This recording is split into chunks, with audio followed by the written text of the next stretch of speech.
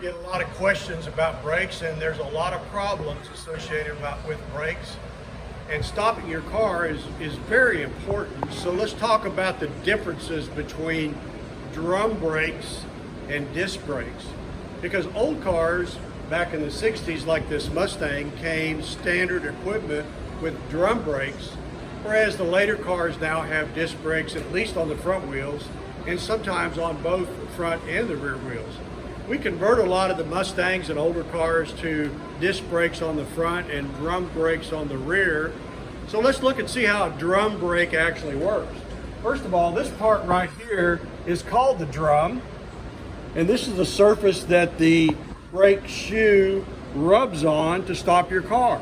Now, how does that happen? So on drum brakes, we have brake shoes, and they don't look like penny loafers or sneakers. They're actually these two pieces right here, and right here. So you get two brake shoes with drum brakes, and you can see they're mounted to actually rub on the brake drum as it rotates.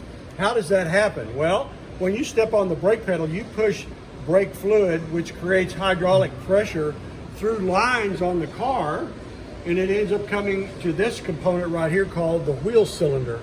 And the wheel cylinder's job is to expand the brake drums out so that as the brake shoes out, so that as the brake drum is turning, they rub together and it stops the car.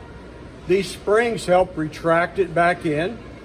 This is the adjuster right here that when turned expands these drums out so that they're adjusted up pretty tight when you first start.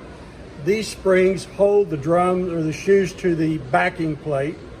And so when you apply the brakes, the wheel cylinder pushes these pins out, and they're kind of hard to see, but they attach to the brake shoes. So here they are expanding out like this. The brake drum is rubbing on it, and it actually tries to turn it like this. See how that happens? These are called free floating brakes.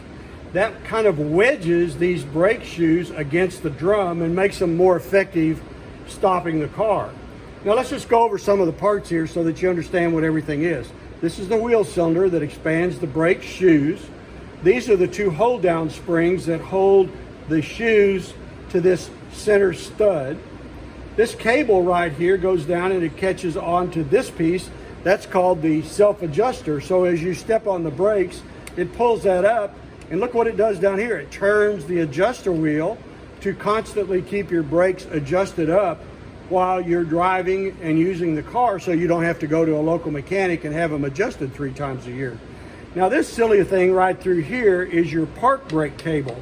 It attaches to this arm right here that then attaches to this equalizer bar, so that when you apply the brake, pulling the parking brake or stepping on the pedal, this cable actually retracts, pulls this arm, and forces this equalizer bar to force these shoes out and lock them up against the brake drum.